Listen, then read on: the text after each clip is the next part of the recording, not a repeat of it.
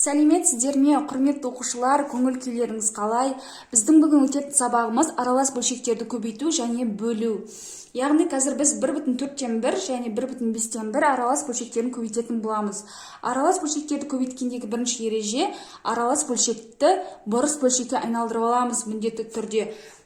Мысалы, қазір 1,4-1-ді аралас бұрыс бөлшекке айналдырамыз. Яғни бөлімі сол күйінде қалады, өзгеріссіз 4. 4-ті бөлімдегі санды алдындағы санға көбейтіп, алымдағы санға қосамыз. Яғни 4-ті 1-ге көбейтеміз 4, 1-ге қосамыз 5 болады. Үстіне жазамыз. Келесі 1,5-1-ді бұрыс бөлшекке айналдырамыз. Яғни 5-ті 1-ге көбейтеміз 5, 1-ге қосамыз 6, алымында 6 болады. Бөлімі сол күйінде өзгеріссіз қалады.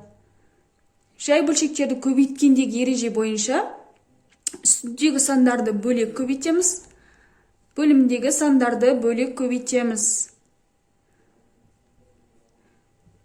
Көріп тұрғандарыңыздай, мына жерде 5 пен 5 қысқарады, 6 мен 4 2-ге қысқарады, алымында 3 қалады, бөлімінде 2 қалады.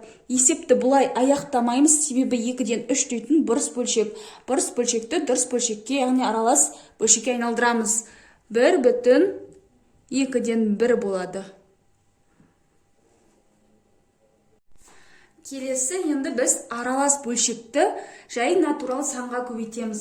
Мысалы, 2,9-дан 1 аралас бөлшегін 9-ға көбейтеміз.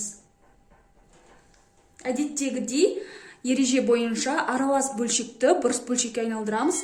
Бөлімі сол күйінде қалады. 9-ды 2-ге көбейтеміз. 18, 1-ге қосамыз. 19 болады үстінде.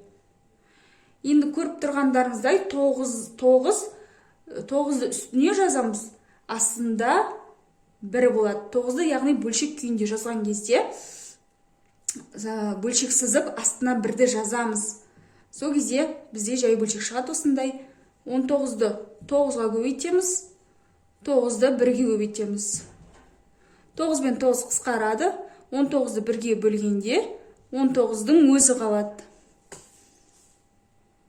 Құрметті оқушылар, біздің қазір енді аралас бөлшектерді бөлуді қарастырамыз. Ереже бойынша міндетті түрде аралас бөлшекті бұрыс бөлшекке айналдырып аламыз. 6,2-ден 1-ді бұрыс бөлшекке айналдырғанда бөлімі сол күйінде қалады. 2-ні 6-ға көбейтеміз, 12, 1-ге қосамыз, 13 болады. Бөлуді жазамыз ортасындағы.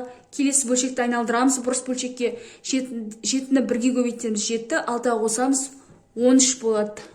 Бөлімі сол күйінде қалады. Енді жай бөлшектерді, жалпы бөлшектерді бөлудегі ереже, бірінші бөлшек сол күйінде өзгеріссіз қалады. Ортасы көбейтуге айналады. Екінші бөлшекке біз кері бөлшекті жазамыз. Яғни 7-тен 13-ке кері бөлшек 13-тен 7 болады. Яғни 7 үстіне өтеді, 13 астына түседі. Наоборот жазамыз, яғни. Сосын барып орындаймыз дальше. Үстіндегілерді отдельно көбейтеміз, астындағыларды отдельно көбейтеміз. 13 пен 13 қысқарады, алымында 7 қалды, бөлімінде 2 қалды. 2-ден 7 бұрыс бөлшек, бұны біз дұрыс бөлшекке, яғни аралас бөлшекке айналдырамыз. 3,2-ден 1 болады. Енді келесі, біз қазір аралас бөлшекті жай ғана натурал санға бөлуді қарастырамыз. Мысалға 5,4-ден 1-ді 7-ге бөлеміз. Аралас бөлшекті бұрыс бөлшекке айналдырамыз. 4-ті 5-ге көбейтеміз, 20, 1-ге қосамыз, 21. Көріп тұрғандарыңыздай 7-ні біз натурал санды бөлшекке айналдырамыз. Қалай айналдырамыз?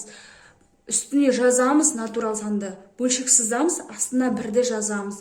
7-ні 1-ге көбейткенде 7 қалады. Көріп тұрсыздар ғой, өзгеріссіз. Енді ереже бойынша бірінші бөлшек өзгеріссіз қалады. Екінші бөлшекке кері бөлшек жазамыз. 1-ден 7 болып тұр ғой. 1-ден 7-ге кері бөлшек 7-ден 1 болады. 21-ді 1-ге көбейтеміз. 4-ті 7-ге көбейтеміз. 21 мен 7 қысқарады. 3 қалады. Яғни алымында 3 болады. 3-ті 1-ге көбейткенде 3. бөлімде 4-тің өзі қалды. Яғни 4-тен 3 деген бөлшек шықты бұл жерде.